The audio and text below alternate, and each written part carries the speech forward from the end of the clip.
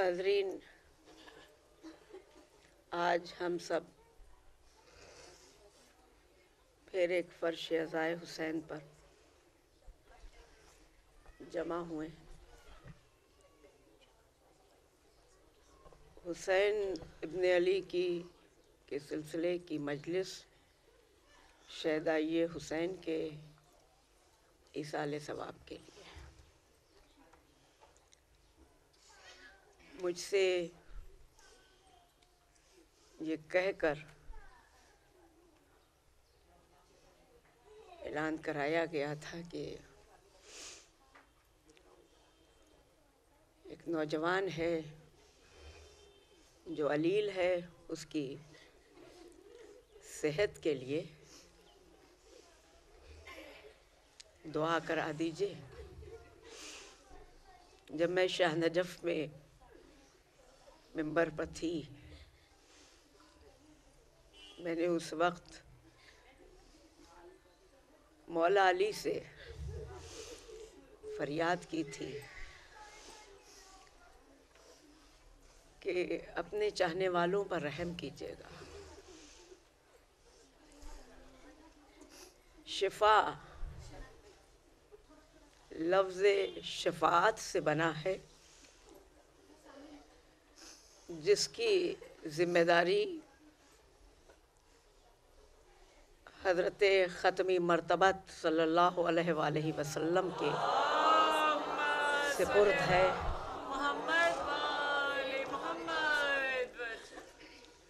اور ہم انسانوں کی ہی غلط فہمی ہے، ہم ہی مغالطے میں رہتے ہیں کہ شفا کا مطلب بالکل تندرست ہو جانا، بیماری دور ہو جانا ہے۔ مرض سے نجات تو ملتی ہے، لیکن حیات کی کوئی ذمہ داری نہیں ہے کہ وہ زندہ رہے اس دنیا میں۔ بہرحال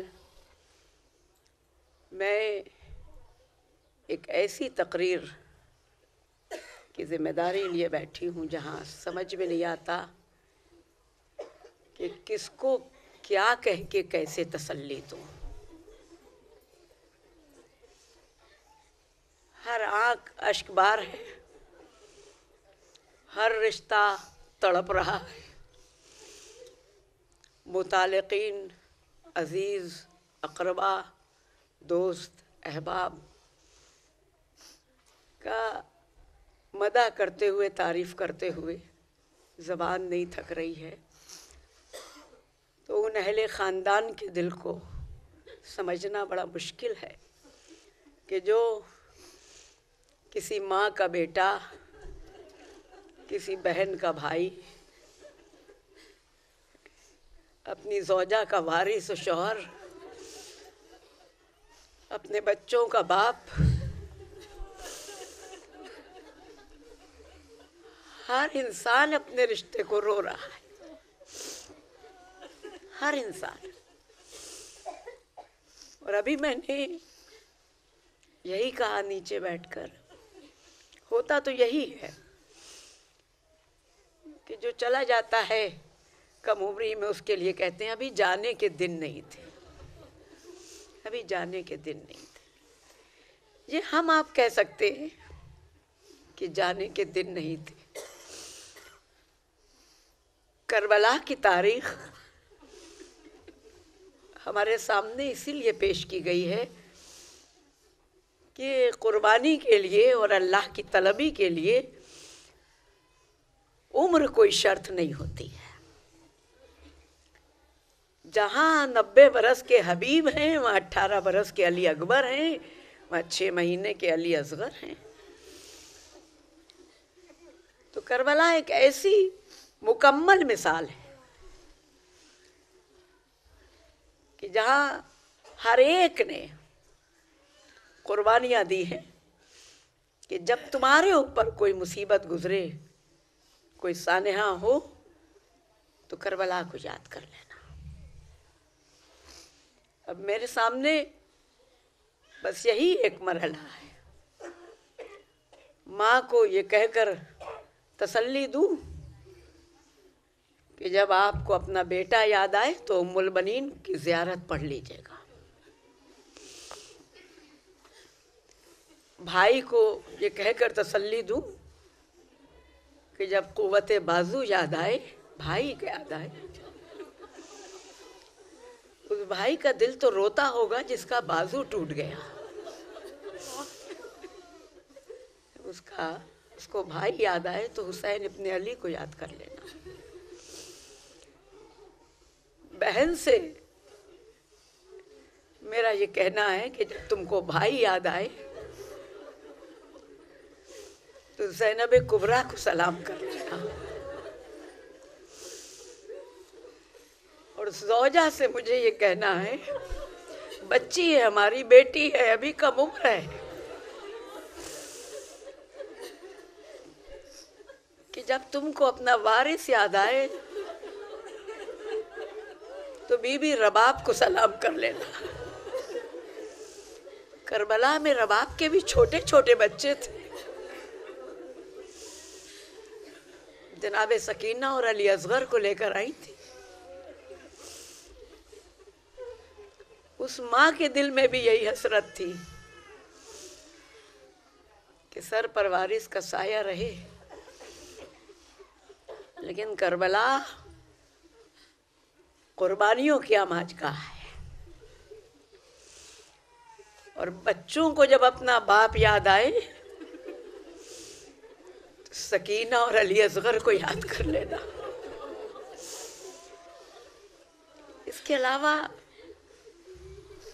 ज़बान कासिर है, सब्र देने वाला अल्लाह है।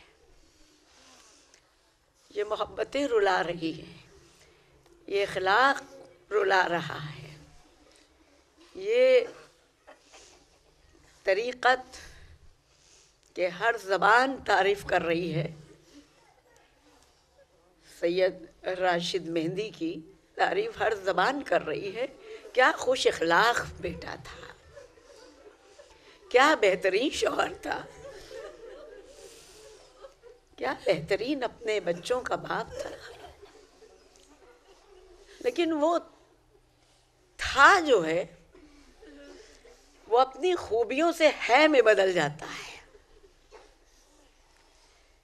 इसलिए कि जिस्म के साथ फना है लेकिन सीरत के साथ, औसाफ के साथ, सिफात के साथ बका है। ज़माने के लिए एक मिसाल बन जाना बहुत बड़ी बात है। अहले ख़ानदान तो जो गिरिया कर रहे हैं वो कर रहे हैं, लेकिन दोस्त अहबाब ज़माना, या ये कहूँ कि कौम शिया का एक हीरा, एक नायाब हीरा जो हमसे खो गया है, लेकिन हमसे खोया है कहीं है। ये ना समझिएगा कि हमारे लिए फना है, हम लोगों के लिए फना नहीं है, हमारे लिए बका है। हुसैनी कभी मरता नहीं है, मातमदार कभी ख़त्म नहीं होता, वो हुसैन के मातम में ज़िंदा रहता है। अजीज़ों, ये वो महसूस करने की बातें हैं जो बहुत सी बातें ऐसी होती हैं जो किताबी नहीं होती हैं। किताब पढ़ पढ़ कर, हालात पढ़कर इंसान और हालात देखकर जो तजुर्बात हासिल होते हैं उससे एहसासात बेदार होते हैं। अभी मैंने मजलिस नहीं शुरू की है और क़ब्ल मजलिस यही इल्तमास है कि आज सूरह फातिहा की गुजारिश मैं इज्तिमाई तौर पर तो कर रही हूँ, लेकिन जब जिसको याद आ जाए, सैयद राशिद मेहंदी जिसको याद आ जाए, जिस वक्त याद आ जाए, उस वक्त सबसे बेहतरीन तोहफ़ा ये है कि हमारे लिए तो वसीला ही है मोहम्मद व आले मोहम्मद, کہ درود و سلام 3 مرتبہ شروع میں اور آخر میں، 1 مرتبہ سورہ حمد اور 3 مرتبہ سورہ توحید کی تلاوت کر کے اور سورہ فاتحہ کا تحفہ پیش کر دیں آج اجتماعی طور پر۔ یہ ایک اجتماعی عبادت ہے، جیسے کوئی کسی کے پاس جاتا ہے ملنے کے لیے تو تحفہ لے کر جاتا ہے، آج ہماری طرف سے، ہم سب کی طرف سے مرحوم کی روح کو یہ تحفہ ہے کہ 1 مرتبہ سورہ حمد اور 3 مرتبہ سورہ اخلاص کی تلاوت کریں۔ اللہم اعوذ باللہ السمیع العلی العظیم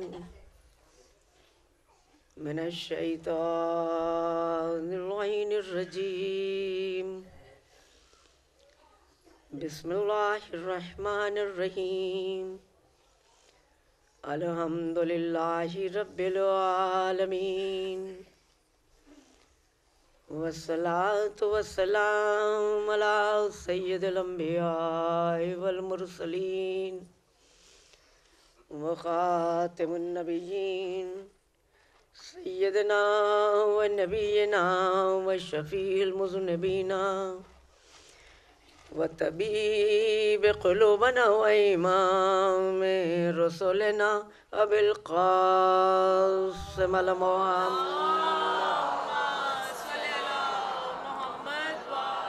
وآلہ الطیبین الطاہرین المعصومین المنتجبین المظلومین الذین عذب اللہ عنہم الرجس وطہرہم تطہیرا۔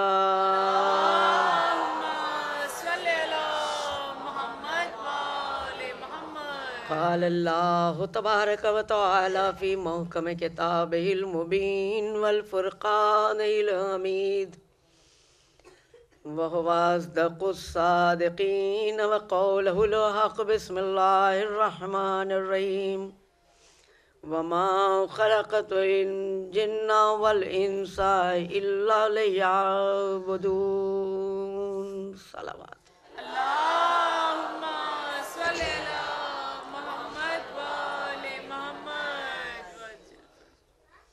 بہت ہی مشہور و معروف آیہ مقدسہ سے اپنی گفتگو کا آغاز کر رہی ہوں، جس سے یک لخت احساس ہوتا ہے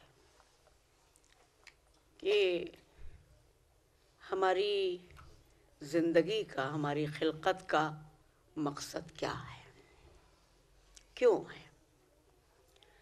جب اللہ نے، وہ خالق ہے، خالق مطلق ہے،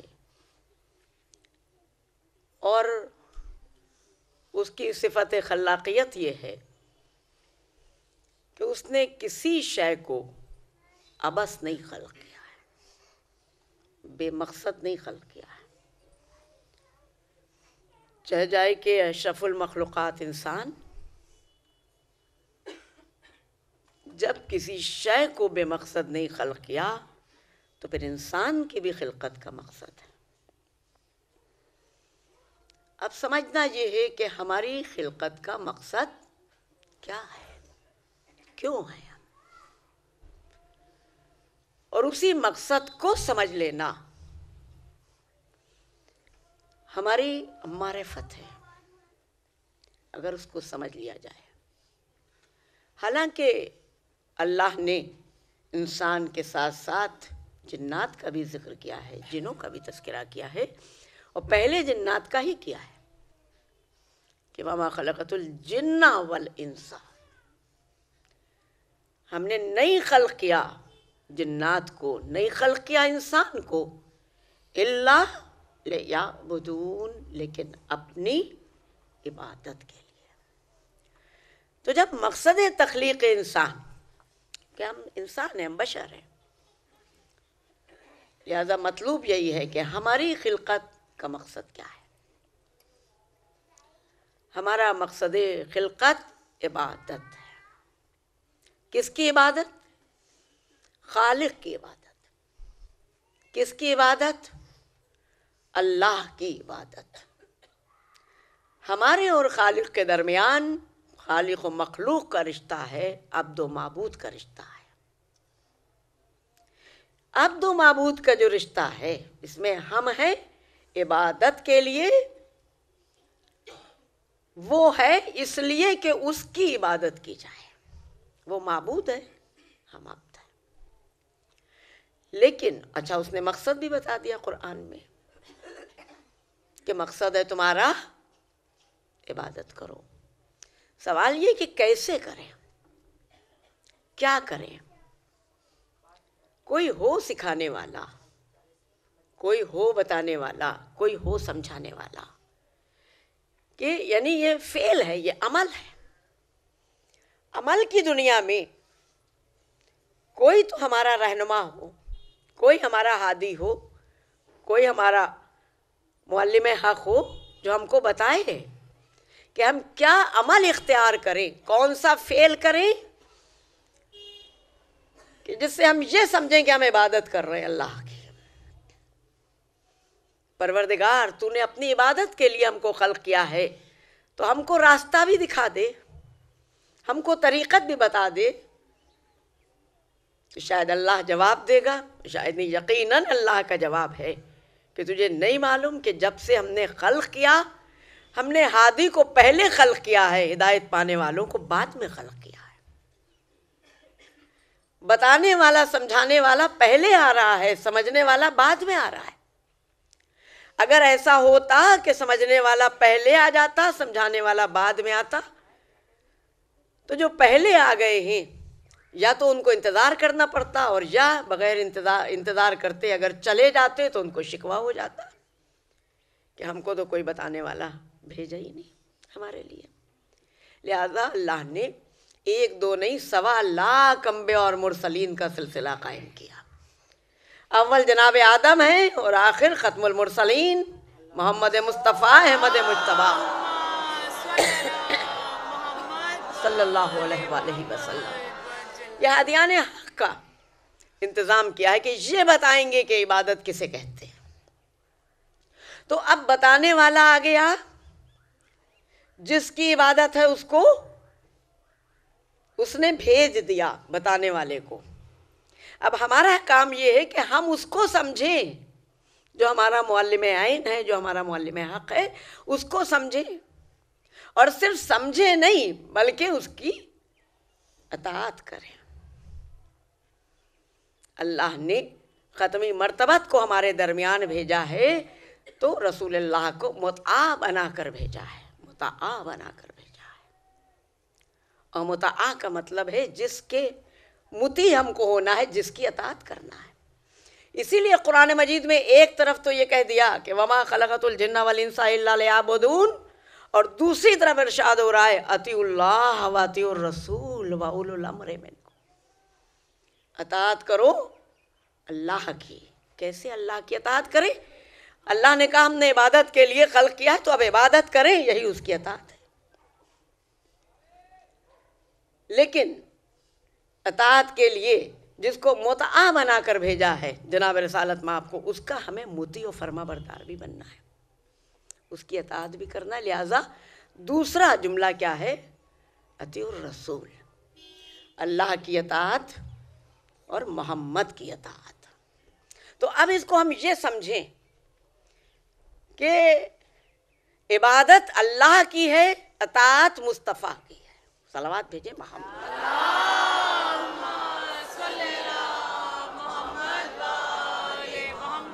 عبادت کس کی ہے؟ عبادت مصطفیٰ کی نہیں ہے، توجہ کریں آپ، عبادت رسول کی نہیں ہے، عبادت صرف اور صرف اللہ کی ہے۔ لیکن کیسے کریں؟ جو طریقہ بتایا ہے اس طریقے پر عمل کریں تو یہ اطاعت گزاری ہے، یہ مطیع بننا ہے، یہ فرما بردار بننا ہے۔ اور جب اطاعت کریں گے تو اطاعت کس کی ہوگی؟ رسول کی ہوگی، اس لیے کہ اللہ پردہ غیب میں وہ نہیں نماز پڑھ کے بتائے گا کہ میری نماز ایسے پڑھو، وہ نہیں روزے رکھ کے دکھائے گا کہ میرے لیے روزے ایسے رکھو جو ہم نے تم پر واجب کیے ہیں، وہ نہیں اپنے گھر کا طواف کر کے بتائے گا کہ حج اس کو کہتے ہیں۔ بتانے والا کوئی اور ہے، زبان سے بتائے تو وہ قول ہے جس کی اطاعت کرنا ہے، اور عمل سے بتائے، فعل سے بتائے تو وہ اتباع ہے جس کی پیروی کرنا ہے. توجہ، اگر زبان سے بتا رہا ہے تو یہ قول ہے جس کی ہم کو فرمانبرداری کرنا ہے، جس کی اطاعت کرنا ہے، ہم کو ماننا ہے. اور اگر فعل سے بتائے، عمل کر کے بتائے تو یہ اتباع ہے. اسی لیے قرآن مجید میں مزاج دیکھیے قرآن کا، خدا کی قسم، کہ ایک طرف عبادت کا حکم ہو رہا ہے، دوسری طرف اطاعت کا حکم ہو رہا ہے، تیسری طرف اتباع کا ہو رہا ہے. صرف اطاعت نہیں، اتباع بھی کرو. یعنی یہ نہیں کہ رسول اللہ نے نماز پڑھ کے دکھا دی، تم نے کہا ہم نے بھی نماز پڑھ لی. نہیں، ویسے پڑھو جیسے رسول پڑھ کے دکھا رہے. یہ ہوا اتباع. تو اطاعت اور اتباع کے لیے اللہ نے ہادیان حق کا انتظام کیا ہے اول تا آخر. جس میں رسالت و نبوت ختم ہو رہی ہے تو محمد مصطفیٰ صلی اللہ علیہ وآلہ وسلم پر.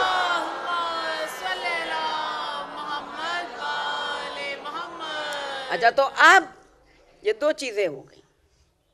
یعنی جو رسول کہہ رہے ہیں اس کو ہم مان لیں تو وہ کیا ہے؟ اللہ کی عبادت ہے. اطاعت رسول کی ہے، عبادت اللہ کی ہے. جو رسول اللہ کر کے دکھا رہے ہیں اس کی پیروی کریں تو اتباع رسول کا ہوگا، عبادت اللہ کی ہوگی. اسی لیے اللہ نے حرکت اور ناقص کو نہیں کہا کہ اس کی پیروی کرو، اس کی نہیں. جس کو میں نے چن لیا، جس کا میں نے استفا کیا، جس کو میں نے منتخب کر لیا، بس اس کا عمل میری عبادت ہوگی. توجہ، اس کا عمل میری عبادت ہے. جیسی یہ نماز پڑھے ویسی پڑھو تو وہ میری عبادت ہے. جیسے یہ روزہ رکھ کے دکھائے ویسے روزہ رکھو تو یہ میری عبادت ہے. جیسے یہ حج کرے ویسے حج کر کے دکھاؤ تو یہ میری عبادت ہے. فعل کی منزل میں جو یہ کر رہے ہیں ویسے کر کے دکھاؤ تو عبادت میری ہوگی، اتباع رسول کا ہوگا. اور قول کی منزل میں جو یہ کہہ رہے ہیں ان کی بات کو مان لو تو اطاعت رسول کی ہوگی اور عبادت اللہ کی ہوگی. صلوات بھیجیں محمد.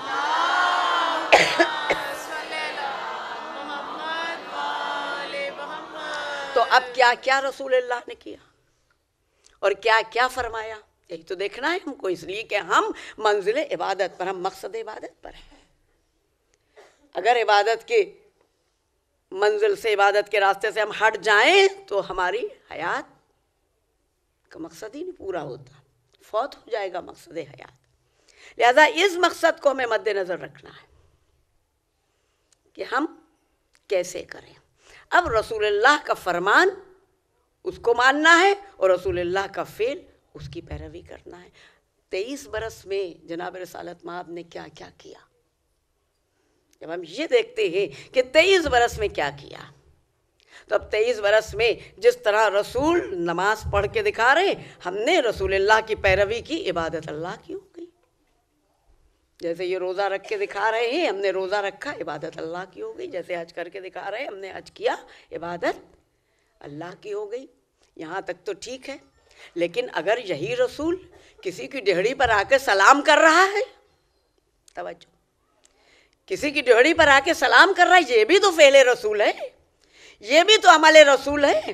قرآن کہہ رہا ہے کہ رسول کے عمل کی پیروی کرو، اتباع کرو.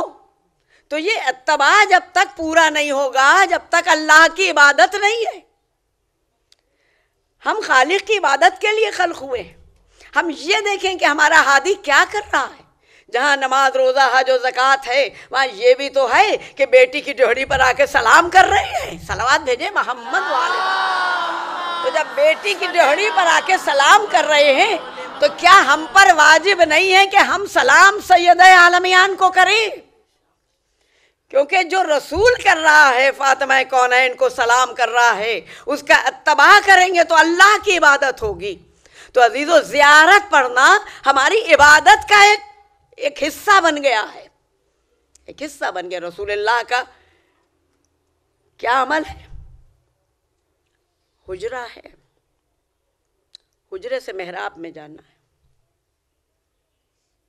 اور میں آپ کی خدمت میں عرض کروں کہ جناب رسالت مآب کا حجرے کے بائیں طرف محراب اور داہنی طرف سیدہ کا گھر. تو اب جب نکلے ہیں نماز کے لیے رسول اللہ تو اپنے گھر سے نکلے, جانا چاہیے تھا محراب کی طرف, پہلے سیدہ کی ڈیوڑی پر آئے, دہلیز پر آ کر سیدہ کو سلام کیا, اس کے بعد محراب میں گئے. یعنی پہلے زیارت پڑھی ہے جناب سیدہ کی زیارت, اور اس کے بعد نماز. توجہ کر رہی ہیں, اس کے بعد نماز. یہ نماز پڑھ کے رسول بتا رہا ہے, اپنی امت کو بتا رہا ہے, انسانوں کو بتا رہا ہے, وہ انسان جو خلق خدا کی عبادت کے لیے خلق ہوئے ہیں. تو اب ہماری عبادت کیا ہے؟ جب رسول اللہ نے بتایا کہ سلام کرو اس کے بعد نماز پڑھو, اسی لیے تو ہماری نماز کا جو آغاز ہوتا ہے وہ پہلے محمد و آل محمد پر درود و سلام ہے, اس کے بعد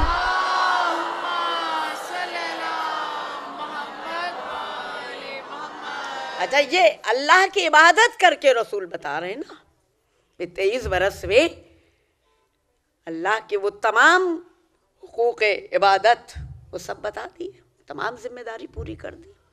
اور اس کے بعد وقتاً فوقتاً کبھی مولا کائنات کو پہچانوا رہے ہیں, کبھی عظمت جناب سیدہ کا اعلان کر رہے ہیں, کبھی حسنین علیہ السلام کو اپنے دوش پر سوار کر کے عظمت حسنین بتا رہے ہیں, کبھی بتا رہے الحسن والحسین سیدہ شباب اہل جنہ انا و علی من نور واحد فاطمہ بذتو منی. یعنی بیٹی کا بھی بیٹی کی حیثیت سے نہیں, بیٹی کی حیثیت سے نہیں, فاطمہ کونین کی حیثیت سے تعارف ہو رہا ہے. علی کا تعارف بھائی کی حیثیت سے نہیں ہے, علی کا تعارف ولی اللہ کی حیثیت سے ہو رہا ہے. امیر المومنین ہے, مددگار ہیں, کل کے مددگار ہیں. حسنین کا تعارف نواسوں کی حیثیت سے نہیں ہو رہا ہے, بلکہ جنت کے جوانوں کے سردار کی حیثیت سے تعارف ہو رہا ہے. رسول اللہ نے اپنے ذاتی رشتے کا اعلان نہیں کیا ہے کہ میرے نواسوں سے محبت کرو, یہ نہیں. جب 23 برس کی تبلیغ میں بہت مشہور و معروف بات ہے, سورہ شعراء میں یہ آیت جگمگا رہی ہے کہ قُلْ لَا أَسْأَلُكُمْ عَلَيْهِ أَجْرًا إِلَّا الْمَوَدَّةَ فِي الْقُرْبَى. اب توجہ کر رہی کہ جس نے نماز سکھائی, جس نے روزہ سکھایا, جس نے حج سکھائی, جس نے عبادت پروردگار کرنا سکھایا, وہ کہہ رہا ہے, وہ رسول کہہ رہا ہے, بلکہ کہہ نہیں رہا ہے, کہلوایا جا رہا ہے. قل لگا ہے نا, کہلوایا جا رہا ہے. تو اب رسول نہیں کہہ رہے ہیں, خدا کہہ رہا ہے, اللہ کہہ رہا ہے. یہ وہ کہہ رہا ہے جو کسی کا احسان نہیں رکھتا, یہ وہ کہلوا رہا ہے, اے میرے حبیب آپ نے میری عبادت کا ہنر بتایا ہے انسان کو, طریقہ بتایا ہے انسان کو, لہٰذا اپنی رسالت کی اجرت بھی تو مانگ لو, اجر رسالت بھی تو مانگ لو. یہ اللہ کہلوا رہا ہے رسول اللہ سے, قُلْ لَا أَسْأَلُكُمْ عَلَيْهِ أَجْرًا إِلَّا الْمَوَدَّةَ فِي الْقُرْبَى. بہت پست بات ہوگی, بہت پست بات ہوگی اور پست خیال ہوگا اگر یہ کہا جائے کہ رسول اللہ نے آخر وقت میں کہا میرے قرابت داروں کا خیال رکھنا, اور میں جا رہا ہوں اس دنیا سے, لہٰذا میرے جو عزیز ہیں, میرے اقربا, میری بیٹی, میرے داماد, میرے نواسے. نہیں, ایسا نہیں ہے. قرابت داروں کے لیے مودت ہے. ایک بات اور آپ کی خدمت میں عرض کرتی چلوں کہ محبت کی سپرلیٹو ڈگری ہے مودت. محبت و مودت میں کئی مرتبہ میں نے فرق بیان کیا ہے, لیکن ایک جملہ یہاں پر کہنا بس مناسب ہوگا کہ محبت و مودت میں فرق یہ ہے کہ محبت کی سپرلیٹو ڈگری مودت ہے, اور دوسری بات یہ ہے کہ محبت بہت توجہ, اس لیے کہ آج ایک مومن کے ایصال ثواب کی مجلس ہے, اور ظاہر ہے کہ سب ایسے کی مجلس ہے کہ جس سے سب محبت کرتے ہیں. لفظ محبت اور احساس محبت اور جذبہ محبت یہ ہم انسانوں کے لیے ہے, لیکن لفظ مودت اور جذبہ مودت صرف اقربائے رسول کے لیے ہے, آل رسول کے لیے, محمد و آل محمد کے لیے ہے.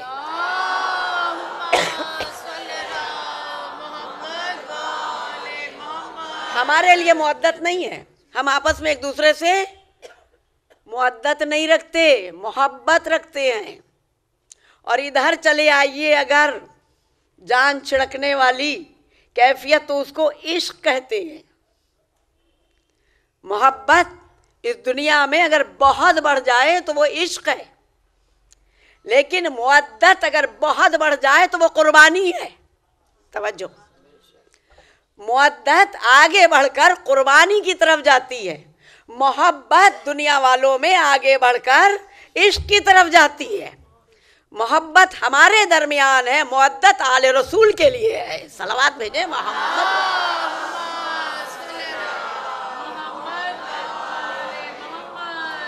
اور پھر یہ کہ سب کچھ بتایا جا سکتا ہے، سکھایا جا سکتا ہے، محبت و مودت سکھائی نہیں جاتی ہے، کہیں سے لی بھی نہیں جا سکتی.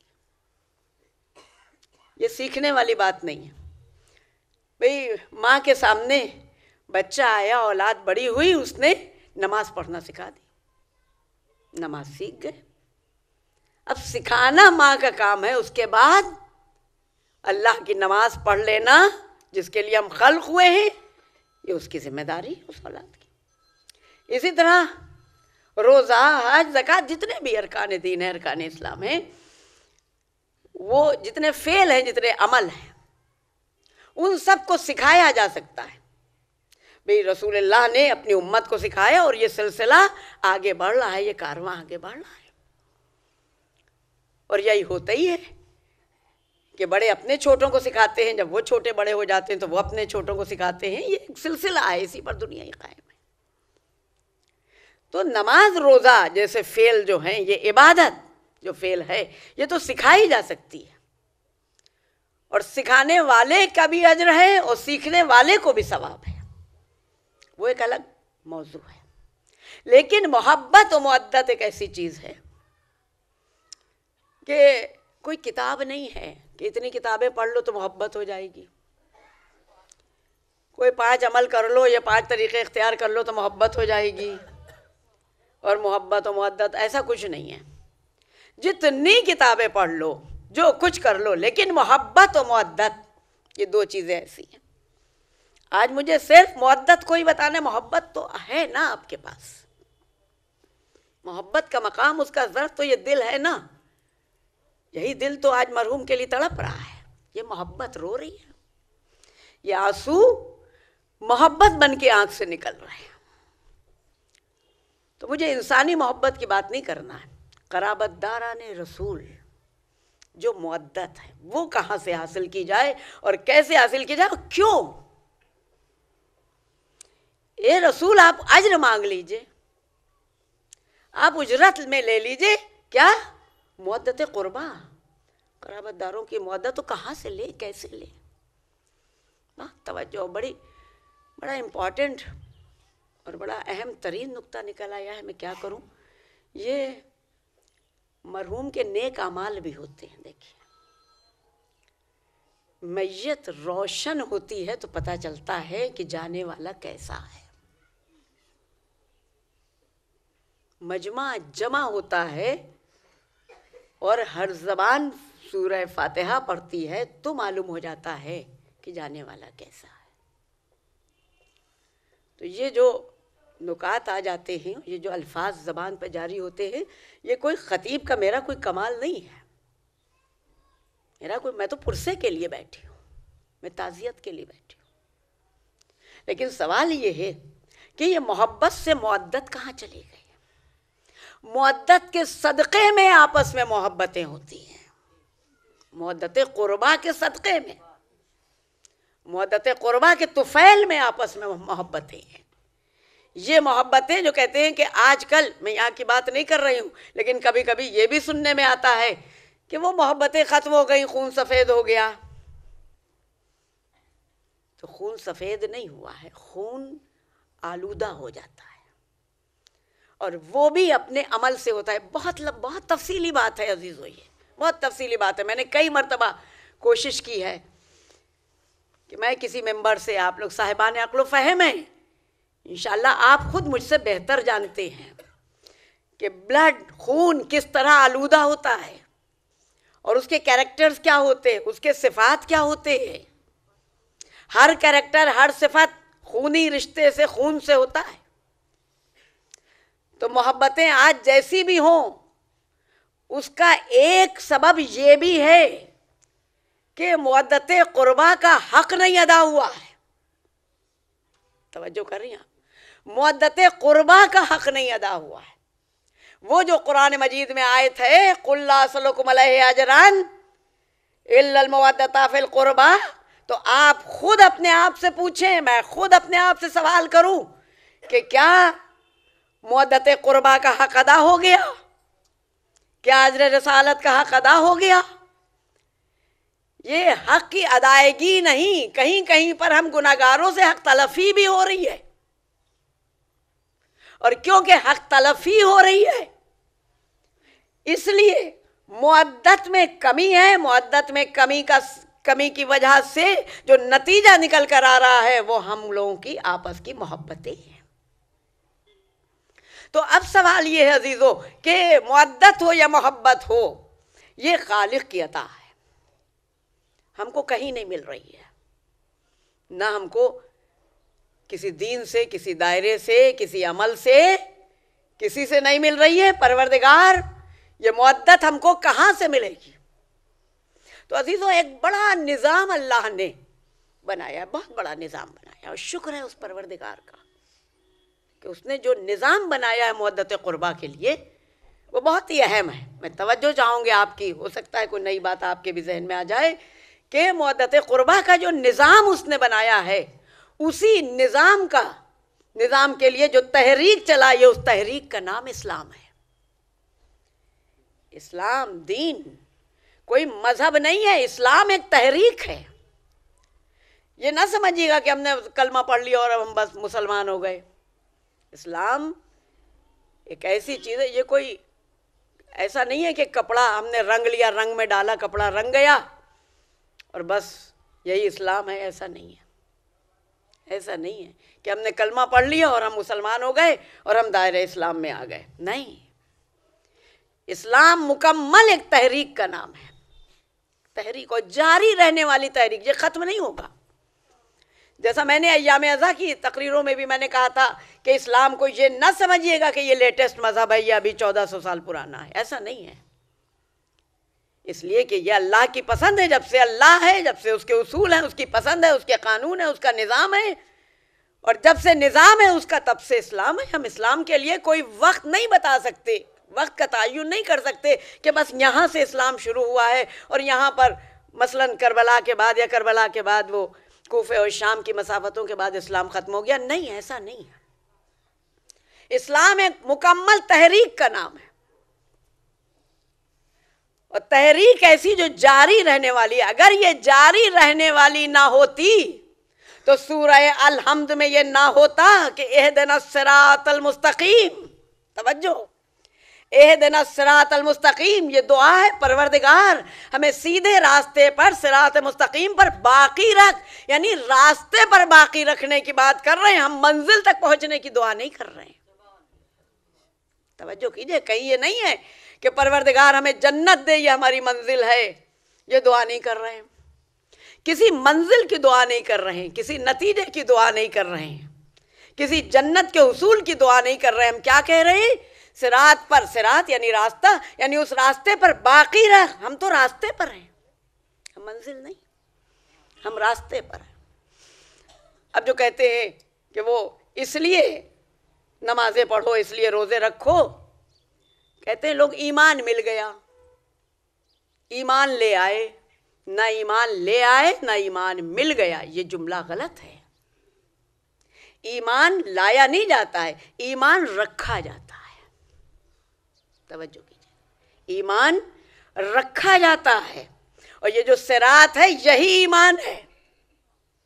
صراط مستقیم یعنی ہمیں صاحب ایمان بنائے رکھ، ہمیں اس جائے استقامت ہم کو نصیب ہو جائے کہ جو کیفیت ایمان کی کیفیت ہے. صلوات بھیجے محمد والے،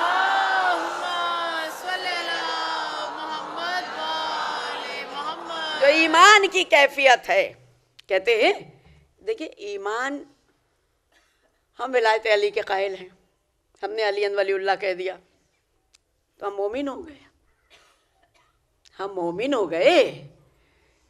کوئی تصدیق اس بات کی نہیں ہے کہ ہم نے علی ولی اللہ کہہ دیا تو ہم مومن ہو گئے. یہ مومن کی پہچان ہے کہ وہ امیر المومنین کا کلمہ پڑھتا ہے، یہ مومن کی ہوگی پہچان، لیکن اس بات کا فیصلہ ہم نہیں کریں گے کہ ہمارے پاس ایمان ہے یا نہیں ہے. وہ تو کل ایمان فیصلہ کرے گا، اور یہ فیصلہ محشر میں ہوگا کہ ہم ایمان پر باقی رہے یا نہ رہے. ہماری زندگی تو کٹ رہی ہے یہ دعائیں کرتے کرتے کہ اہدنا الصراط المستقیم، اہدنا الصراط المستقیم، اہدنا الصراط المستقیم. ہمیں صراط مستقیم پر باقی رکھ، باقی رکھ، باقی رکھ، باقی رکھ، کہیں ہم اس سے الگ نہ ہو جائیں. تو اس کے معنی یہ ہیں کہ صراط راستہ ہے، منزل نہیں ہے. اور جب راستہ ہے اسلام میں تو یہ راستہ ابھی رواں ہے. یعنی جب تک قرآن مجید میں سورہ حمد ہے جب تک یہ آیت ہے اہدنا الصراط المستقیم، اور جب تک آیت ہے، جب تک ہم کہہ رہے ہیں، جب تک راستہ ہی ہے. تو یہ گویا یہ تحریک رواں ہے، یہ تحریک ختم ہونے والی نہیں ہے. اب کسی بھی تحریک کے لیے دیکھیے دو چیزیں ہیں. ماشاءاللہ سمجھدار مجمع ہے، چاہے وہ رشا کی تحریک ہو، چاہے کہیں کا انقلاب ہو. بڑے بڑے فلاسفر نے زندگی کی ڈیفینیشنز دی ہیں، لینن نے دی، کارل نے دی، کس نے دی، سب نے یہ بتایا کہ زندگی کیا ہے، اور زندگی کی بڑی بڑی ڈیفینیشنز ہے. لیکن فلاسفی تو دے سکتے ہیں جس کا تعلق عقل سے ہے. فلاسفی تو لکھ دی کہ واٹ از لائف، لیکن اس لائف کو گزاریں کیسے وہ راستہ کسی فلاسفی نے نہیں بتایا ہے. کسی فلسفی نے راستہ نہیں بتایا ہے کہ اس راستے پر چلے. یہ تو بتا دیا کہ یہ راستہ ہے، اس کو زندگی کہتے ہیں، لیکن اس زندگی کو پار کیسے کیا جائے، اس زندگی پر چلا کیسے جائے، وہ راستے پر چلنے کا طریقہ اس وقت تک نہیں سمجھ میں آ سکتا جب تک اس تحریک کو آگے رکھنے کے لیے کوئی جذبہ نہ ہو. ہر تحریک کو دو چیزوں کی ضرورت ہے، ایک مقصد ہے، ایک جذبہ ہے. بہت توجہ، میں آ گئی اپنی منزل پر، بہت توجہ. کوئی بھی تحریک ہو، پہلی بات تو یہ سمجھ لیجئے کہ اسلام ایک تحریک ہے جو رواں رہنے والی ہے، وہ رکنے والی نہیں ہے اور وہ منزل نہیں ہے. ابھی کسی بھی تحریک کے لیے دو چیزوں کی ضرورت، ایک مقصد اور ایک جذبہ. آپ مقصد لیے بیٹھی رہیے، اگر جذبہ نہیں ہے تو تحریک چل پائے گی. تحریک پھر رسم بن جاتی ہے. بہت توجہ، بڑا اہم جملہ میں نے آپ کے حوالے کر دیا. تحریک رسم کب بنتی ہے؟ جب جذبہ ختم ہو جاتا ہے. جب جذبہ ختم ہو جاتا ہے تو تحریک نہیں رہتی ہے، وہ رسم بن جاتی ہے، وہ رواج بن جاتی ہے. آج ہم کیوں کہتے ہیں کہ مجلس رسمن نہ کیجیے؟ کیوں کہتے ہیں؟ اس لیے کہ جذبہ ہونا چاہیے. اچھا، مجھ جیسے گناہگار نے، میں نے نماز پڑھ لی، نماز کا وقت آیا، میں نے نماز پڑھ لی. آپ نے کہا بہت جلدی پڑھ لی، تو ہم نے کہا آپ کو زبانی یاد تھی، ہم نے پڑھ لی. زبانی یاد تھی، ہم نے پڑھ لی نماز. تو جس کو جتنے جلدی یاد ہو جاتی، وہ یاد کی ہوئی چیز زبان رواں ہوتی، وہ جلدی سے پڑھ لی. تو یہ نہیں کہا جا سکتا کہ اللہ کے حضور میں یہ قبول بھی ہوئی کہ نہیں، اس لیے کہ آپ نے جلدی سے پڑھ لی، آپ نے نماز فرض تھی ادا کر دی. لیکن انوالومنٹ تو ہونا چاہیے نا جذبے کا.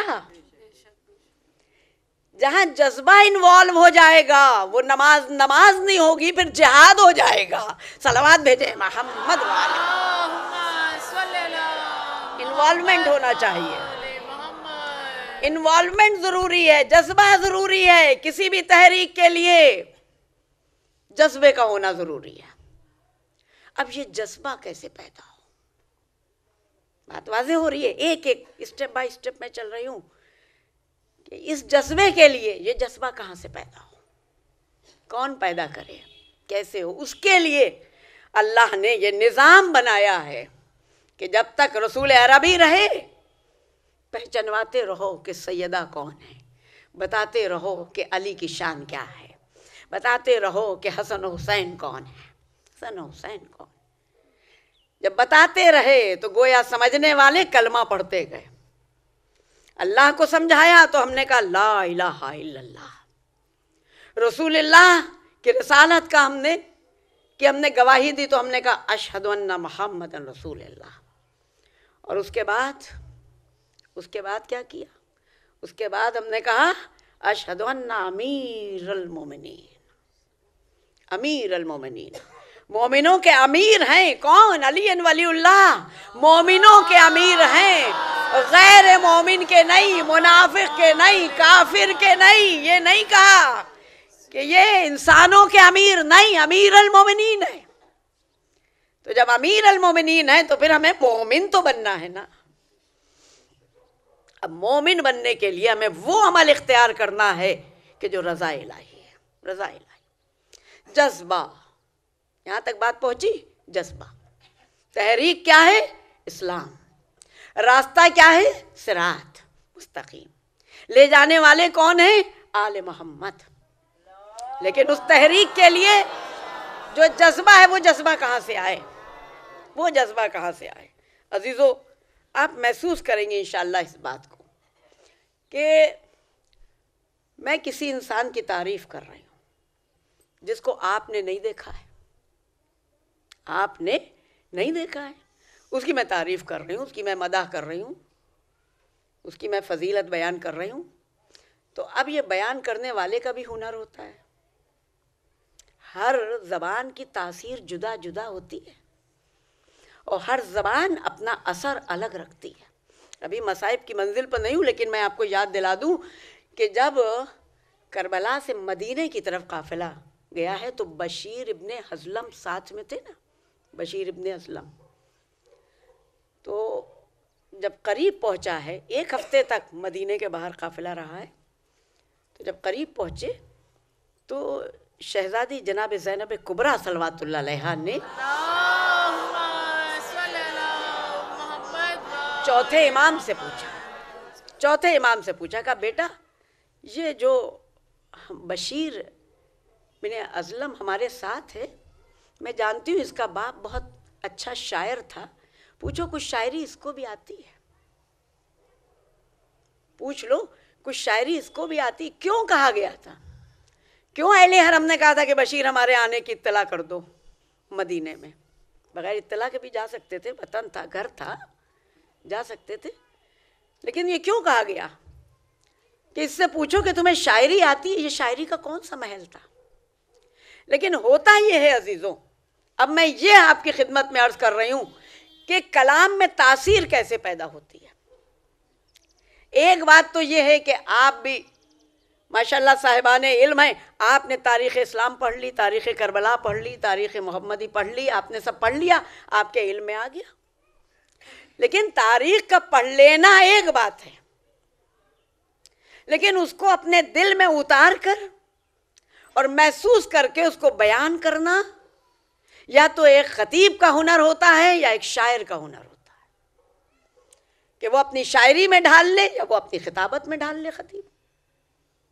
اسی لیے شہزادی زینب نے پوچھا تھا کہ تیرا باپ شاعر تھا اور پائے کا شاعر تھا، کیا تجھے بھی شاعری آتی ہے؟ یعنی ایسے شعر پڑھتے ہوئے جاؤ تاکہ مدینے والوں کے دل پر اثر ہو، تاثرات پیدا ہو.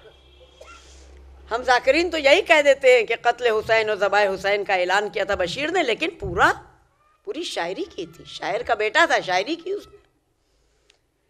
کہنے کا مقصد یہ کہ زبان میں، کلام میں اثر پیدا ہو، یہ بھی ضروری ہے، یہ بھی ضروری. تو کس طرح سے فضیلت بیان کی جائے، تعریف کی جائے کہ جو آپ کی نظروں کے سامنے نہیں ہے، لیکن تعریف جب کی جاتی ہے تو جو ممدوح ہوتا ہے اس کے لیے ایک سافٹ کارنر دل میں پیدا ہو جاتا ہے. سمجھ رہی اس بات کو؟ غائبانہ تعارف اس کو کہتے ہیں. ہم نے دیکھا نہیں اس کو، لیکن تعریف بہت سنی ہے، تعریف بہت سنی. تو اب ایک سافٹ کارنر پیدا ہو گیا نا، ایک نرم گوشہ دل میں پیدا ہو گیا. اگر یہ تعریف بار بار کی جائے تو پھر یہی نرم گوشہ محبت میں تبدیل ہو جاتا ہے. توجہ کیجئے گا، مجھے یہ عرض کرنا تھا کہ محبت کیسے پیدا ہو اور یہ مودت تک کیسے تبدیل ہو جائے. محبت دنیا والوں کے لیے ہے، مودت آل محمد کے لیے ہے. محبت سے مودت تک کے سفر کو زندگی کہتے ہیں دنیا کی. صلوات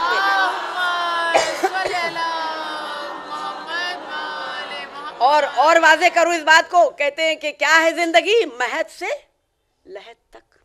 یہی تو کہتے ہیں، مہد سے لحد تک. مہد میں کس کی محبت ہوتی ہے؟ ماں کی.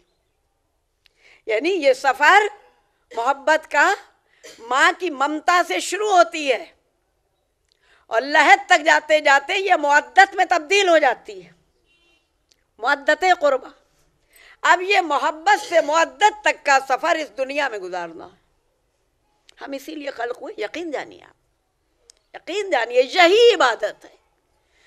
اگر مودت عبادت نہ ہوتی تو قرآن مجید میں ہرگز یہ آیت نہ آتی کہ قُلْ لَا أَسْأَلُكُمْ عَلَيْهِ أَجْرًا إِلَّا الْمَوَدَّةَ فِي الْقُرْبَى. کسی نبی نے تو اجر، بھئی 313 رسول ہے، ہر رسول مانگتا پھر اجرت نا. ہر رسول سوال کرتا کہ رسالت کی اجرت، رسالت. یہ آخری رسول کے لیے کیوں کہا گیا؟ اس لیے کہ یہاں سے تحریک کو آگے بڑھنا ہے اور اس تحریک کے لیے ایک جذبے کی ضرورت ہے اور اس جذبے کا نام مودت قربہ ہے. اس جذبے کو زندہ رکھنے کے لیے یہ ممبر ہوتے ہیں، یہ مجلسیں، یہ بیان، یہ ممبر. یہ اس جذبے کو جس کا نام مودت ہے، اس جذبے کو زندہ رکھنے کے لیے مقصد ہے ممبر کا. محراب کا مقصد اور ہے، ممبر کا مقصد اور ہے. یہ بات آج میں کھل کے آپ کی خدمت میں عرض کر رہی ہوں. کہا جاتا ہے، زیادہ تر ذاکرین سے کہا جاتا ہے، مجھ سے بھی کہا گیا کہ کچھ دینی باتیں، کچھ تبلیغی باتیں، کچھ سوسائٹی کی باتیں، کچھ یہ باتیں، کچھ وہ باتیں، یہ ممبر کا تقاضا نہیں ہے. میں آج بہت واضح طور پر آپ کی خدمت میں عرض کر رہی ہوں، ممبر کا تقاضا یہ نہیں ہے. جہاں تک تربیت ہے اس کی جگہ آغوش مادر ہے. جہاں تک دینی ارکان کی بات ہے اس کی جگہ محراب ہے. جہاں تک فضائل آل محمد کی بات ہے اس کے لیے یہ ممبر ہے. صلوات بھیجے محمد، اس کے لیے ممبر. جتنے فضائل بیان کرتے جاؤ گے، جتنے فضائل بیان کرتے جاؤ گے، وہ نرم گوشہ بنتا چلا جائے گا، وہ سافٹ کارنر بنتا چلا جائے گا. اور اسی لیے مجلسیں ہوتی جا رہی ہیں، محبت کا کارواں آگے بڑھ رہا ہے. اب یہ محبت کے راستے پر چلتے چلتے بات واضح ہوئی کہ محبت کیسے ملے گی؟ کسی کتاب سے نہیں، کسی کتاب سے نہیں، کسی واعظ سے نہیں، کسی دعا سے نہیں. صرف محبت کا بیج فضائل آل محمد میں ملتا ہے. صلوات بھیجیں محمد.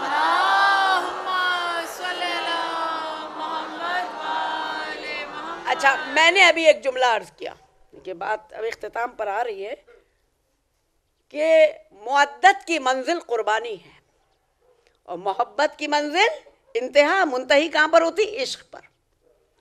محبت عشق پر منتہی ہوتی ہے، مودت قربانی پر منتہی ہوتی ہے. تو جب ہم مودت قربہ کی بات کرتے ہیں تو دو چیزیں ہمیں مد نظر رکھنا ہے. ایک فضائل آل محمد، ایک قربانیاں آل محمد کی. اسی لیے مجلس کا شعار یہ بن گیا ہے کہ فضیلت آل محمد کی بیان کرو تاکہ محبت باقی رہے، یہ ضائع نہ ہو. اور اس کے بعد قربانی آل محمد بیان کرو تاکہ دل میں درد پیدا ہو. اور جب درد پیدا ہوگا تو عقیدت ہوگی، عقیدت ہوگی تو بندگی ہوگی، بندگی ہوگی تو اللہ کی عبادت ہے. صلوات بھیجیں. پورا مقصد ہے، ایک مقصد ہے زندگی کا. میں نے کہاں سے بات شروع کی تھی؟ انسان کی زندگی کا مقصد کیا ہے؟ عبادت ہے. لیکن پورا ایک نظام، پروردگار تیرا لاکھ لاکھ شکر ہے، کرم ہے اس کا کہ اس نے جو نظام بنایا ہے اس نظام کو سمجھ لینا بہت بڑی بات ہے کہ وہ نظام ہے کیا. نماز پڑھ رہے ہیں، اگر معرفت نہیں ہے تو وہ نماز نہیں ہے. روزہ رکھے ہیں، اگر معرفت نہیں، عقیدت نہیں ہے تو فاقہ تو ہو سکتا ہے لیکن روزہ نہیں ہو سکتا. حج کر رہے ہیں، خانہ کعبہ کا ہم طواف کر رہے ہیں، لیکن دل میں اگر بغض ہے کسی کی طرف سے تو یہ حج نہیں ہے، طواف کعبہ آپ کرتے رہیے لیکن حج نہیں ہے۔ اور یہ اب آخری بات ہے کہ اگر ہم آل محمد کے اصولوں پر اور آل محمد کے راستے کی پیروی کر رہے ہیں تو کبھی شک نہ کیجیے گا کہ ہمارا عمل قبول ہوا یا نہیں ہوا، اس میں شک کی گنجائش نہیں ہے۔ ہاں یہ بات صدق ہونا چاہیے کہ ہم آل رسول کی پیروی کر رہے ہیں، وہی اتباع ہے، وہی اطاعت ہے۔ ہم قرآن کی ان آیتوں پر چل رہے ہیں کہ جہاں اطاعت کا حکم ہے اطاعت کر رہے ہیں، جہاں اتباع ہے وہاں اتباع کر رہے ہیں، اور ویسے ہی کر رہے ہیں جیسے رسول نے بتایا وہی کر رہے ہیں، جو رسول نے کر کے دکھایا وہی کر رہے ہیں۔ اگر ہم ویسے ہی کر رہے ہیں تو اب کوئی کچھ بھی کرے، ہمیں کسی دوسرے پر الزام تراشی کا کوئی حق نہیں ہے، کوئی اختیار نہیں ہے، اس لیے کہ سب اللہ کے بندے ہیں۔ یہ عبد و معبود کے درمیان کا رشتہ ہے، ہم اپنے رشتے کو مضبوط رکھیں، یہی بہت بڑی بات ہے۔ ہم اپنے رشتے کو پاک و صاف رکھیں، یہ بہت بڑی بات ہے۔ ہم اپنے رشتے کو قوی رکھیں۔ کہتے ہیں جس طرح سے کہتے ہیں ایک چین ہے، اور چین کی مضبوطی، زنجیر کی مضبوطی اس کی ایک ایک کڑی کی مضبوطی پر یا کمزوری پر ڈیپینڈ کرتی ہے، یہ آپ نے بھی پڑھا ہے۔ تو یہ دنیا بھی ایک چین ہے، ایک ایسی چین ہے کہ جس میں دنیا کے ہر انسان کو صرف اپنے آپ کو دیکھنا ہے کہ ہمارا اپنے خالق سے رشتہ کیا ہے، ہمارے اپنے معبود سے رشتہ کیا ہے۔ اور یہ باتیں وضاحت کی، یہ ہم کو کتابیں تو بتاتے ہی بتاتے ہیں، کتابوں سے زیادہ ہم کو مجلسوں سے ملتا ہے، ہم کو مجلسوں سے کتابوں سے زیادہ ملتا ہے۔ یعنی یہاں ایک ایسا احساس پیدا ہوتا ہے، ایک ایسا جذبہ پیدا ہوتا ہے، جب ہم کسی کی تعریف کرتے رہیں گے اور وہ بھی اللہ کے حوالے سے، رسول کے حوالے سے، قرآن کے حوالے سے جب تعریف کرتے رہیں گے تو پھر یہ نہ دیکھیے کہ کون کیا کہہ رہا ہے۔ سلمان کو ایک مرتبہ بڑا افسوس ہوا تھا، جناب سلمان کو بڑا افسوس ہوا اور رسول اللہ کے پاس آ کر کہنے لگے کہ یا رسول اللہ، مجھ سے میرے باپ کا نام پوچھا جاتا ہے بار بار۔ اب آپ دیکھیے، مجھ سے میرے باپ کا نام پوچھا جاتا ہے۔ سلمان فارسی ہم تو جانتے ہیں، لیکن باپ کا نام، سلمان اپنے باپ کا نام بتاؤ، سلمان اپنے باپ کا نام بتاؤ۔ ایک بار ہو گیا، دو بار ہو گیا، تین بار ہو گیا۔ جب سلمان فارسی نے رسول اللہ سے آ کر پوچھا تو رسول اللہ نے کہا سلمان، اب جو کوئی تم سے پوچھے کہ تمہارے باپ کا نام کیا ہے، تم کون ہو، تو اپنا تعارف کرانا، سلمان ابن اسلام ابن اسلام ابن اسلام ابن اسلام ابن اسلام۔ کہ اسلام تمہارا باپ ہے، اسلام تمہارا باپ ہے، اسلام باپ ہے، ولایت علی ماں ہے۔ آخری بات آپ کی خدمت میں عرض کر رہی ہوں، بہت توجہ انشاءاللہ یاد رکھیے گا، ولایت علی ماں ہے۔ جس طرح سے بچہ ماں کی چھاتی سے چمٹ جاتا ہے، اس طرح ولایت علی سے لپٹے رہو، تم ایسی محبت ہو جائے گی کہ تمہاری مودت کا راستہ آسان ہو جائے گا۔ صلوات بھیجیں محمد۔ باپ اسلام ہے، ولایت علی ماں ہے۔ یہ والدین جو بشری حیثیت سے ہم کو ملتے ہیں، ارے ان کا بھی مرتبہ بہت ہے، مرتبہ بہت ہے، آپ جانتی ہیں۔ اور پھر کیا کہا، ماں اور باپ، والدین کا جو والدین کے حق ہوتے ہیں، حقوق والدین ہیں، اس میں 3 حصہ حق جو ہے وہ ماں کا ہے اور 1 حصہ باپ کا ہے، 3 حصہ ماں کا ہے۔ اس لیے کہ ماں کی وہ محبت ویسی ہے، سلام ہو اس مولائے کائنات کو کہ جس کی ولایت ماں کی محبت کی طرح ایسے دل سے لپٹے رہو، اس کے سینے سے چمٹے رہو جیسے بچہ ماں کے سینے سے چمٹتا ہے۔ یہ ہے ولایت علی، اور اسی لیے اس محبت کا کوئی جواب بھی نہیں ہے۔ 3 حصے جب ماں کا حق ہے، اسی لیے تو ماں کے پاؤں کے نیچے جنت ہے، آپ کے نیچے نہیں ہے، ماں کے پیروں کے نیچے جنت ہے۔ بس عزیزوں، ولایت علی کو ماں کہا، اسلام حق کو، اللہ کے اس دین کو باپ کہا ہے۔ یہ ہمارے آخرت کے یہی والدین ہیں، یہ ہمارے والدین ہیں، یہ ہمارے بزرگ ہیں. ہمارا باپ کون ہے؟ اسلام. ہماری ماں کون ہے؟ علی ولی اللہ. یہ جب مودت کے سمندر میں کوئی ڈوب جاتا ہے تو اس بات کو سمجھتا ہے. ہو سکتا ہے کہ میں اپنے مقصد میں ابھی کامیاب نہ ہوئی ہوں، لیکن اب بات کو یہیں پر ٹھہراتی ہوں کہ جب مودت کے سمندر میں کوئی غرق ہو جائے تو پھر اسے اس دنیا سے نفرت ہو جاتی ہے. اس لیے کہ دنیا وہ بھائی جب علی ولی اللہ ماں ہے تو اس علی نے تو 3 بار دنیا کو طلاق دی ہے نا. جب 3 بار طلاق دے دی پھر بھی ہم اسی دنیا سے لپٹے رہیں. اس کا کیا مطلب ہے؟ اس کا مطلب یہ ہے کہ محبت دنیا سے ہے، مودت آل رسول سے نہیں ہے. توجہ کر رہی ہیں آپ؟ ہماری کوشش یہی ہونا چاہیے کہ ہم محبت سے مودت کی طرف رجوع کریں. اب لفظ رجوع آ گیا ہے، حالانکہ شاید میں عرض کر چکی قرآن مجید میں 3 لفظ ہے رجوع کے بھی، اور الگ الگ معنی اور الگ الگ اس کے معنویت کے اعتبار سے الگ الگ. ایک جگہ پر آیا ہے ترجعون، دوسری جگہ پر آیا راجعون، اور تیسری جگہ پر آئے ارجعی. روٹ ورڈ وہی ہے رجوع. روٹ ورڈ کیا ہے؟ رجوع کرنا، رجوع، رسپانس، رجوع. لیکن ترجعون میں ہم بے بس ہیں. ترجعون تمہیں اپنے اللہ کی طرف رجوع کرنا ہی ہے، تمہارا کوئی اختیار نہیں ہے. وہاں پر استعمال ہوا ہے ترجعون. اور جب ہم کہتے ہیں انا للہ و انا الیہ راجعون تو ہم اس بات کو ایڈمٹ کرتے ہیں، خوشی خوشی ہم کہتے ہیں کہ اے اللہ ہم تیرے ہی ہیں اور تیری طرف راغب ہو رہے ہیں، تیری طرف ہم پلٹ رہے ہیں. رجوع جانا، واپس ہو جانا. ترجعون بغیر اختیار کے جانا، یہاں پر اللہ کا اختیار ہے. راجعون خوشی سے جانا. اور ارجعی یا ایتھا النفس مطمئنہ ارجعی راضیۃ مرضیہ. ارجعی کا مطلب ہے کہ پروردگار کی رضا ہے، پروردگار خود استقبال کر رہا ہے. یعنی 3 کیفیتیں ہیں جانے کی. ایک تو توہن و کرہن جا رہے ہیں، مجبوری ہے، جانا تو ہے ہی ہے، ہمارے اختیار میں نہیں ہے، بلاوا آیا ہے تو جانا ہے. کوئی ہے ایسا کہ جس کا بلاوا آ جائے اور وہ کہے ہم نہیں جائیں گے؟ ایسا نہیں ممکن ہے نا. تو یہاں پر اختیار نہیں ہے ہمارا. یہ ہے ترجعون.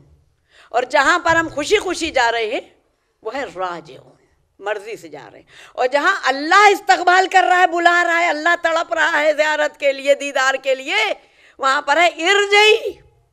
اور ارجعی جو ہے یہ کسی اور کے لیے نہیں ہے، صرف کائنات کا ایک واحد بشر ہے اور وہ ہے حسین ابن علی. حسین ابن علی کے لیے کہا ہے یا ایتھا النفس مطمئنہ ارجعی الی ربک راضیۃ مرضیہ. اے میرے حسین، آپ کا خدا، آپ کا اللہ آپ سے راضی، آپ کا رب آپ سے راضی ہے. اور یہی نہیں کہ آپ کا رب راضی ہے، آپ مجھ سے راضی ہوں تو چلے آئیے. یہاں پر الہی تڑپ، اللہ کی تڑپ کا احساس ہو رہا ہے. اللہ کی تڑپ ہے، یہ پروردگار بلا رہا ہے. جہاں پر رب استقبال کرے اس کے لیے ارجعی ہوتا ہے. بس عزیزو، اس ارجعی والے کو لاکھوں سلام، اس حسین ابن علی کو ہمارا سلام. سلام ہو اس مظلوم کربلا پر کہ جس نے امت کو بخشوانے کے لیے اپنا وطن چھوڑ دیا.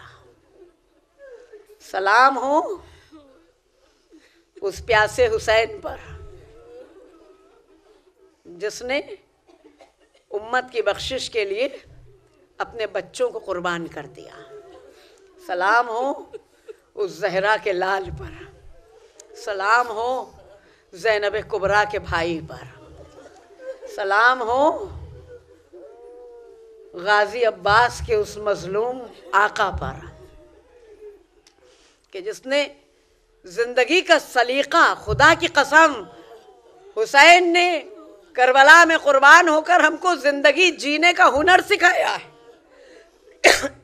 کہ زندگی کو کس طرح جیا جاتا ہے اور جیا نہیں جاتا ہے، زندگی کو کیسے زندہ رکھا جاتا ہے. حسین نے زندگی کو زندہ رکھنے کا ہنر سکھایا ہے. اس آقا اور مولا حسین کو ہمارے لاکھوں سلام. اس غازی عباس کو ہمارے لاکھوں سلام، جن کے بھائی الگ الگ مقصد ہوتے ہیں۔ جناب عباس کی آمد کا مقصد سب جانتے ہیں کہ مقصد غازی عباس کیا ہے؟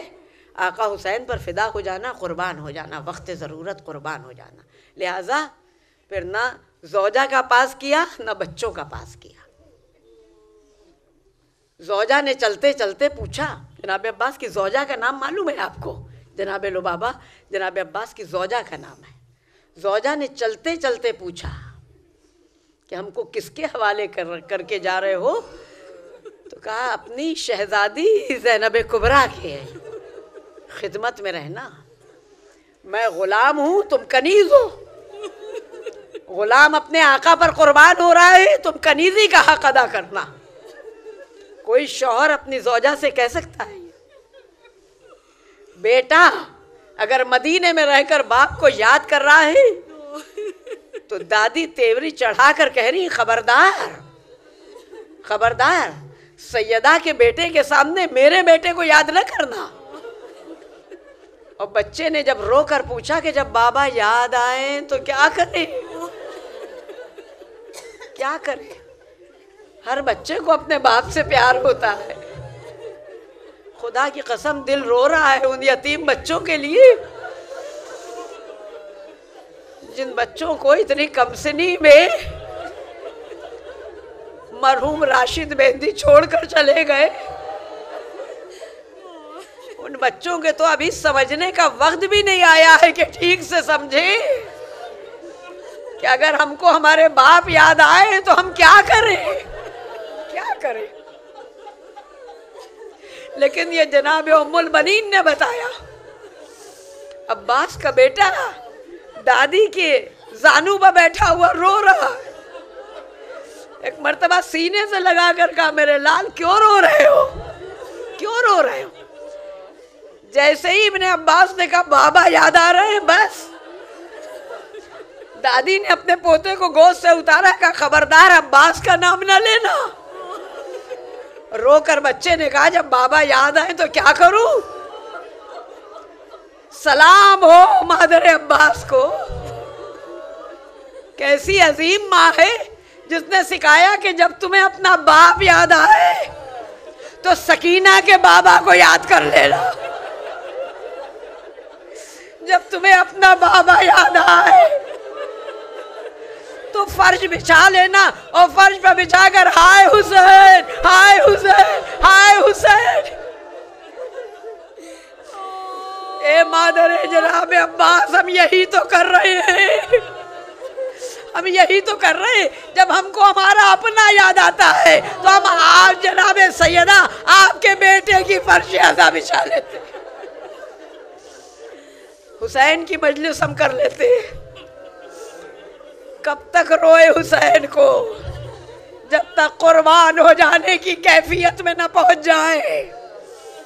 یہ جواب ہے ان لوگوں کے لیے جو اعتراض کرتے ہیں کب تک حسین کو رو گے، کب تک ماتم کرو گے؟ ہم حسین کے لیے ماتم نہیں کرتے ہیں، ہم اپنے لیے کرتے ہیں۔ کب تک حسین کو رو گے؟ ہم اپنے لیے نہیں روتے ہیں کہ ہم بخشوائے جائیں گے، بلکہ ہم اس کوشش میں ہیں کہ ہم جب تک مودت کی منزل پر نہ پہنچ جائیں، جب تک ہم قربانی کی منزل پر نہ پہنچ جائیں، یہ مجلسیں ہوتی رہیں گی، یہ ذکر ہوتا رہے گا، یہ ماتم ہوتا رہے گا۔ سلام ہو اس علی ابن الحسین کو کہ جو زندگی بھر رویا ہے۔ چوتھے امام سے بھی یہی سوال کیا گیا تھا کہ مولا کب تک روئیے گا، مولا کب تک روئیے گا؟ تو آپ جانتی ہیں چوتھے امام نے جواب دیا تھا، اے بھائی تو نے ہمارے ساتھ انصاف نہیں کیا، تو نے ہمارے ساتھ انصاف نہیں کیا۔ کہ مولا شہادت تو آپ کے خاندان کی خوبی ہے، شہادت تو آپ کا غازہ ہے، آپ رو کیوں رہے؟ کا شہادت تو ہے، لیکن کیا یہ بھی ہے کہ ماں بہنیں ابوبیاں سریعام بے سربراہ نہ گزاری جائے، بے پردہ پھرے کربلا سے کوفہ، کوفے سے شام، اور پھر دربار کوفہ کا امتحان، دربار شام کا امتحان۔ سید سجاد رو رہے ہیں۔ ارے سلام ہو ان ہتھ کڑیوں اور بیڑیوں کو کہ جو ہتھکڑیوں بیڑیوں سے جکڑا ہوا بیٹا حسین کو یاد کر کے کربلا کی طرف رخ کر کے کہہ رہا ہے بابا بابا آپ کا بیٹا کربلا میں بہت مجبور و بے بس نظر آ رہا تھا، ہاتھ بندھے تھے، آپ کا لاشا بے غسل و کفن پڑا ہوا تھا۔ تو سید سجاد روتے رہے، عمر بھر روتے رہے چوتھے امام، وہ جس کا جنازہ مدینے میں دھوم سے اٹھا ہے، لیکن اس نے تابوت کے اندر سے کربلا کی طرف رخ کر کے کہا بابا کربلا میں آپ کا لاشا پائمال حالت میں بے غسل و کفن پڑا رہا۔ بیٹے کے سینے پر یہ قلق تھا، یہ داغ تھا۔ سید سجاد عمر بھر روتے رہے عزیزو، اور کیسے روتے رہے، بس چند جملے اور مجلس تمام ہو جائے گی۔ رونا تو اس مومن کا ہمیشہ کا ہے، جب جس کو اپنا چاہنے والا یاد آ جائے گا آنکھ سے آنسو نکل کر راشد مہندی راشد مہندی راشد مہندی۔ ابھی تو آپ کو کچھ دن تک یقین ہی نہیں آئے گا، ایسا لگے گا کوئی چیز ہم سے ایسی چیز تھی کہ جو ہم سے چھن گئی ہے، جو ہم سے چھن گئی ہے۔ احساس ہوگا، اور یہ احساس آپ کو رلائے گا عزیزوں۔ لیکن میں پھر ہاتھ جوڑ کر آپ سے کہہ رہی ہوں کہ جب آپ کو اپنا عزیز یاد آئے تو سورہ فاتحہ پڑھنے کے ساتھ ساتھ سیدہ کے بیٹے کے لیے سینے پر ہاتھ مار کے یا حسین یا حسین یا حسین۔ یہ جناب زینب کی فرمائش بھی ہے، جناب سیدہ کا آسرا بھی ہے، اور سید سجاد کی پیروی بھی ہے۔ ہمارا چوتھا امام اس وقت تک روتا رہا، یعنی جب مدینے میں تھے کوئی وقت ایسا نہیں تھا کہ آنکھ سے آنسو نہ نکلتے ہو۔ ہمارے پانچویں امام سے سوال کیا گیا تھا، جناب زید نے سوال کیا۔ جناب زید سید سجاد کے ہی بیٹے تھے لیکن کربلا میں نہیں تھے۔ جناب زید نے سوال کیا، بھائی سے سوال کیا کہ بھائی یہ بتائیے کہ بابا کو جب سے ہم نے ہوش سنبھالا ہے روتا ہوا دیکھ رہے ہیں، بابا کو روتا ہوا دیکھ رہے ہیں، آپ بتائیے۔ اور پھر جب ہم پانی سامنے لاتے ہیں تو بابا چیخ مار کر روتے ہیں، کھانے کے وقت جب ہم کھانا بابا کے سامنے لاتے ہیں تو بابا بے اختیار روتے ہیں۔ آپ کو اس کی وجہ معلوم ہے؟ بھائی نے بھائی کو سینے سے لگا کر بہت روئے ہیں ہمارے پانچویں امام۔ محمد باقر بہت روئے ہیں اور کہا ہاں مجھے معلوم ہے اس کی وجہ کیا ہے۔ اے بھائی تمہیں نہیں معلوم ہے کہ آقا حسین کربلا میں بھوکے پیاسے مارے گئے ہیں، میرے بابا کا بابا حسین ہے اور پیاسا مارا گیا ہے، لہذا جب پانی سامنے آتا ہے تو میرے بابا کو حسین یاد آتے ہیں، جب کھانا سامنے آتا ہے تو میرے بابا کو کربلا کے بھوکے یاد آتے ہیں۔ اتنا روئے۔ اور اس کے بعد سید سجاد کے لیے یہ ایک احتیاط تھی، مدینے میں احتیاط تھی ہمارے چوتھے امام کے لیے کہ جب حسین کا بیٹا کسی بازار سے گزرے تو قصاب کی دکانیں ہو تو وہاں بکرے کے سر کو کپڑے سے ڈھک دیا جائے، بکروں کے سر کو کپڑے سے ڈھک دیا جائے، حسین کے بیٹے کی اس پر نظر نہ پڑے، پردہ ڈال دیا جاتا تھا، سر پر کپڑا رکھ دیا جاتا تھا، کہیں علی ابن الحسین کی نظر نہ پڑ جائے۔